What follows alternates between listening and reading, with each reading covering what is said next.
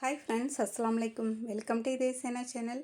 இன்றைக்கி வந்து மத்தியானம் லஞ்சுக்கு பச்சை பசலை கூட்டு செஞ்சுருந்தேங்க பருப்பு போட்டு.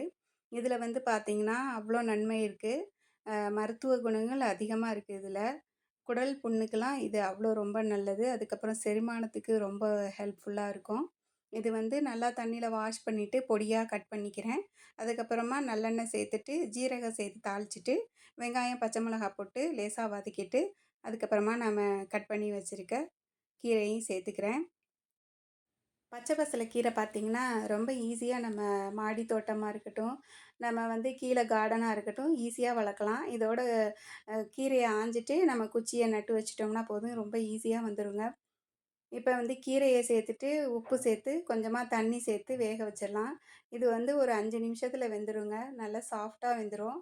டேஸ்ட்டு வந்து சூப்பராக இருக்கும். இதை நான் வந்து இன்றைக்கி கூட்டு மாதிரி தான் செஞ்சுருக்கேன். பாசிப்பருப்பு அல்லது துவரம்பருப்பு நல்லா வேக வச்சுட்டு இது கூட சேர்த்துக்கலாம். தேங்காயும் சேர்த்துக்கலாம். நான் இன்றைக்கி வந்து தேங்காய் சேர்க்காம வெறும் பருப்பு மட்டும் சேர்த்து தான் கூட்டு செஞ்சுருந்தேன். இதில் வந்து பார்த்திங்கன்னா ஏராளமான சத்து இருக்குது. மூளையோட நரம்புகளுக்கு வலுப்பெற செய்து, அதுக்கப்புறம் ரத்த ஓட்டத்தையும் சீராக்குது. கண் பார்வைக்கு ரொம்ப நல்லது அப்படின்னு சொல்கிறாங்க இந்த கீரை. நீங்களும் இதை வாங்கி அடிக்கடி சமைச்சு கொடுங்க பசங்களுக்கு. டேஸ்ட்டும் ரொம்ப நல்லாயிருக்கும். இந்த வீடியோ பிடிச்சதுன்னா லைக் பண்ணுங்கள், ஷேர் பண்ணுங்கள். மறக்காமல் சப்ஸ்கிரைப் பண்ணிவிட்டு பாருங்கள் ஃப்ரெண்ட்ஸ். நம்ம சேனலுக்கு தொடர்ந்து சப்போர்ட் பண்ணுங்கள். சூப்பரான ஹெல்த்தியான கீரை கூட்டு ரெடி ஆயிடுச்சு.